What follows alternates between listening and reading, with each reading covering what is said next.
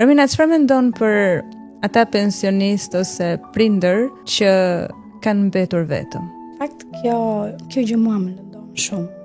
Dhe e them sepse dhe unë prindit e mi pensionistë. Ndonjëherë pensionistët kanë kursyer, ato sot janë mosh pensioni, por ku kanë qenë të rinj kanë kursyer që me idenë që të krijonin familje. Krijuan familje, kursyen prapë sepse u bën me fëmijë.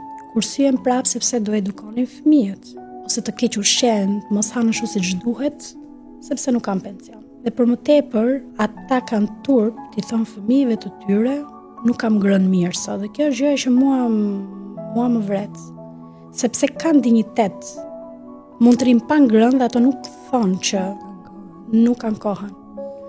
Dhe kjo është gjë shumë e dhimbshme në fakt, sepse i bie që ato gjithë jetës kanë luftuar. Ne, kur jemi të vegjël, pra ne fëmijët, ne gjithmonë kërkojmë tek prindrit. Ndërkohë, prindrit gjithmonë bëjnë për ne, dhe në fund kur ato plaken, ato kanë turp na kërkojnë ne dhe për më tepër, ndoshta kursejnë pensionin e tyre për t'i bërë qefin nipërve dhe mbesave. Kjo është gjë shumë e dhimbshme dhe ndaj them që gjëja e parë që duhet bëjë shteti shqiptar në radh parë është të rrisi pensionin.